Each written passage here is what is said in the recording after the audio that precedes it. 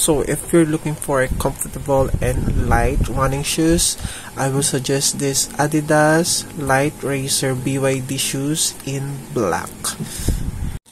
Bali guys, bigay lang to sa akin, pero I can say that this one is comfortable and very lightweight.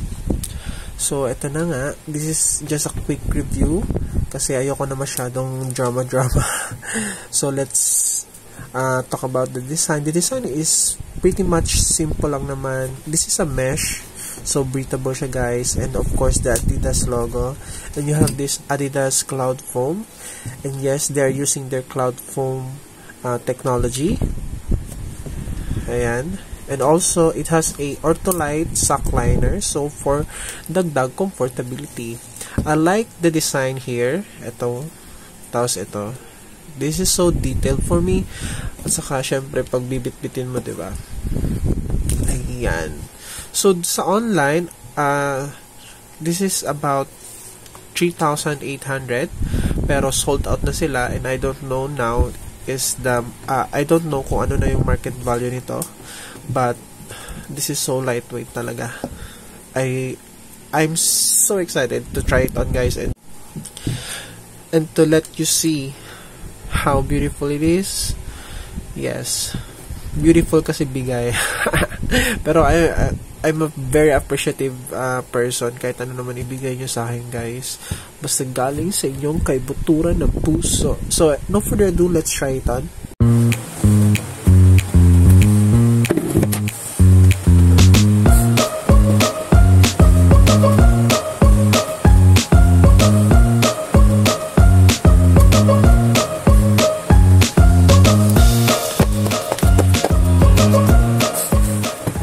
So overall guys, this is a must-have shoes.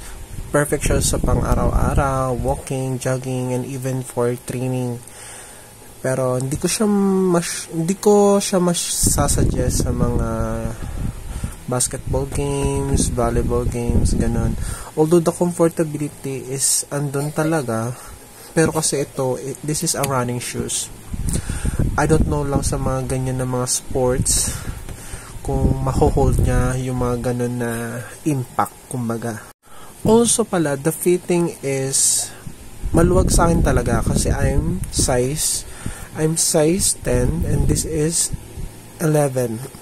11 siya, pero ang kinagandahan kasi nito, hindi siya tulad ng mga lace, hindi siya tulad ng iba na tatanggal. So, yung pako is fit pa rin guys, and hindi siya natatanggal kahit tumalon ako. Pero, of course, I don't know if mag-jogging ako or mag-takbo.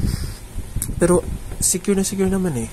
Kasi, hanggang dito naman na. So, for the fitting siguro, you can go with 10.5 if you are 10.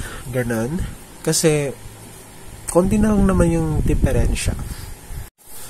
So, yun lang guys, and I hope you enjoy this very short review natin.